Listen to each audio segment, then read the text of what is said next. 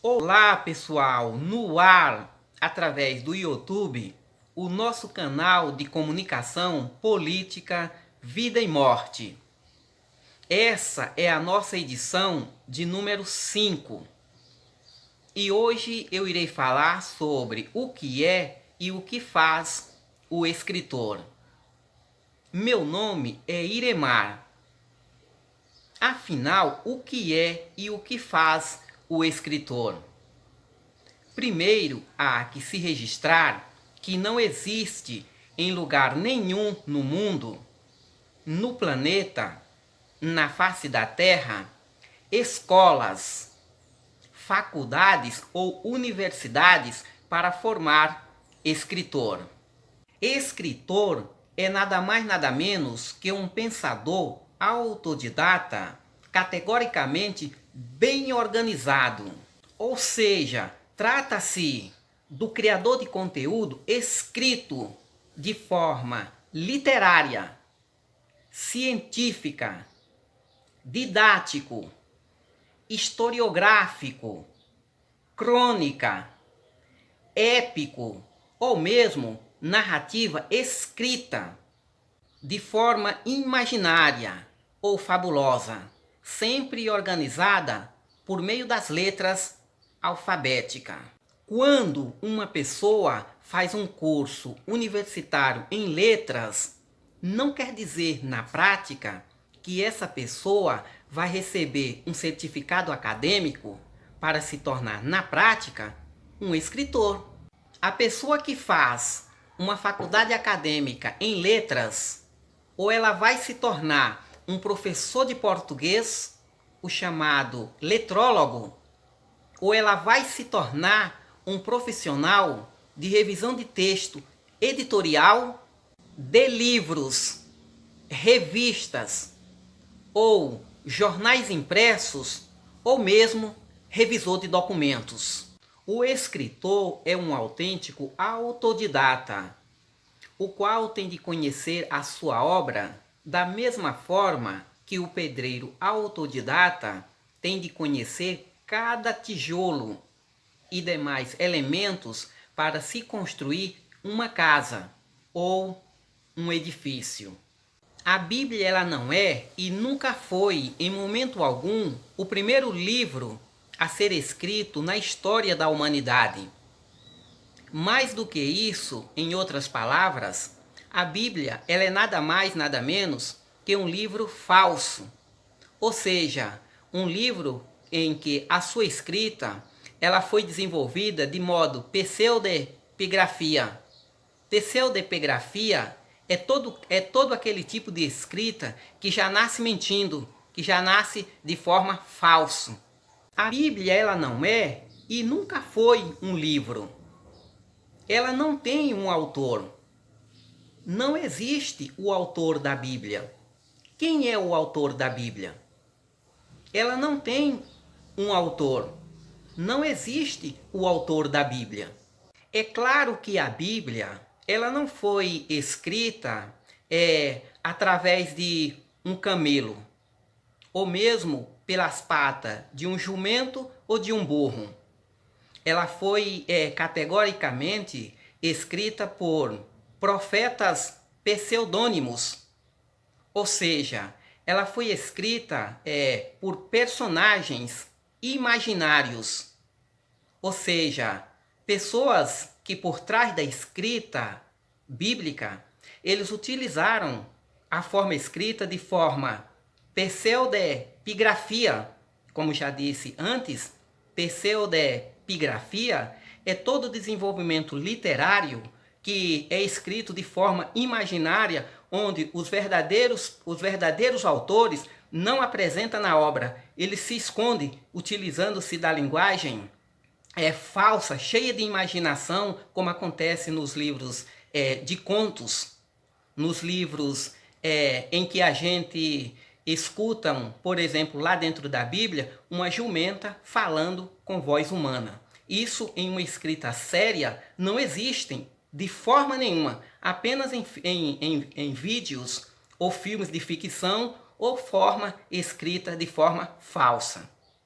Os profetas ilusionistas citados na Bíblia são mitos imaginários em forma de lendas, da mesma forma que existem a sereia, a mãe d'água, o saci pererê, o super-homem voador, enfim. A Bíblia, ela é literalmente um conjunto de livros apócrifos, hipócritas, que foram totalmente copiados, plagiados e parodiados sob inspiração total da literatura sumeriana, a qual fica hoje situada ao sul do Iraque, antiga Mesopotâmia. Conforme descrito no poema da epopeia de Gilgamesh, severo rei tirano da fé mitológica de Uruk. A Bíblia, apesar de ser considerada um livro sagrado, ela é nada mais nada menos que um gigantesco manual de manipulação planetária. A Bíblia, ela foi construída com a sua pseudepigrafia no apogeu do Império Romano, com o fim de transferir a capital mitológica da fé de Uruk, que era a cidade natal e mundial de Gilgamesh, para se tornar, na prática, a constituição mitológica do reino celestial implantado na terra de Roma, representando na prática os exploradores da fé religiosa e cristã há séculos e séculos e séculos e séculos mundo afora. A Bíblia contém 4 evangelhos. E dentro desses 4 evangelhos, a presença de Jesus é 100% constante. Mas você não encontrará nenhum livro, nenhuma linha escrito por Jesus Cristo. E até mesmo toda a composição pseudepigrafia da sua escrita, até mesmo o seu nascimento é uma narrativa alegórica incerta. Mas a sua mensagem mitológica foi capaz de colocar na face da Terra o maior reino comunista celestial nunca antes alcançado por nenhum outro sistema religioso de que se tem notícia na história da humanidade. A anatomia do corpo humano, ela é dividida em 3 partes.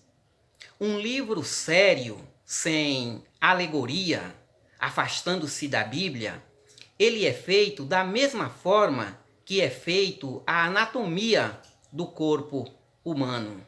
Um livro sério, de autoria não ilusionista, além dele trazer a assinatura de sua biografia autoral e histórica, ele é dividido em partes.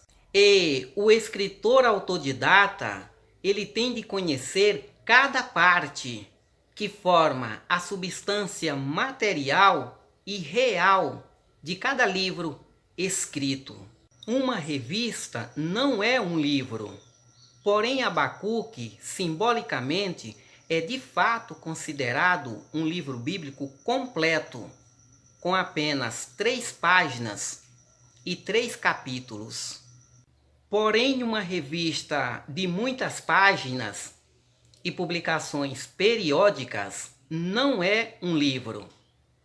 Então, por que Abacuque é considerado um livro completo? Primeiro, há que se registrar que Abacuque ele é um autor apócrifo e se identifica na sua narrativa escrita como um profeta. Por isso que os profetas apócrifos da Bíblia fizeram de Abacuque, embora plagiado, um livro completo, com apenas 3 páginas e 3 capítulos, perfeitamente para o intestino delgado cerebral, adaptado para digerir a fé religiosa da comunidade celestial mundo afora. Para considerar-se a obra de um livro totalmente escrito, ele tem de ter o autor, o tema, a data em que foi escrito, as características especiais, o propósito, a visão panorâmica. O autor se identifica com a sua biografia. O tema é o assunto a ser tratado no livro. A data descreve a cronologia do tempo que o livro levou para ser escrito. As considerações preliminares são os lisonjeios, as homenagens, lembretes de algo que não foi ou serão citados no final da composição da obra. O propósito é o motivo que inspirou o autor escrever a obra. A visão panorâmica é o conteúdo impresso da obra, a ser observado pelo leitor de forma compreensiva e entendida francamente.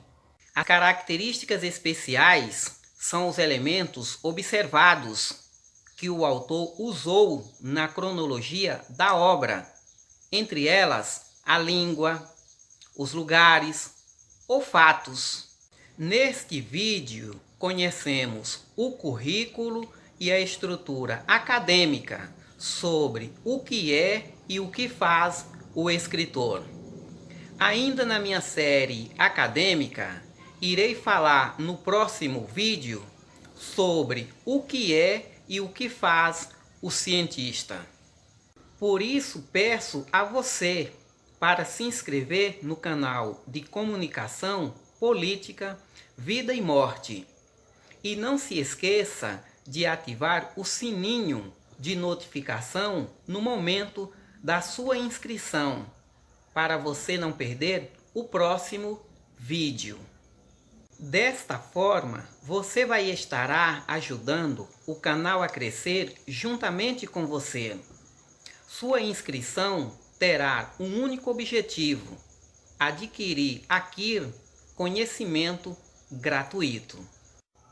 Seja seguidor desse canal e desde já lhe agradeço. A gente se vê no próximo vídeo. Tchau, tchau. Até o próximo vídeo.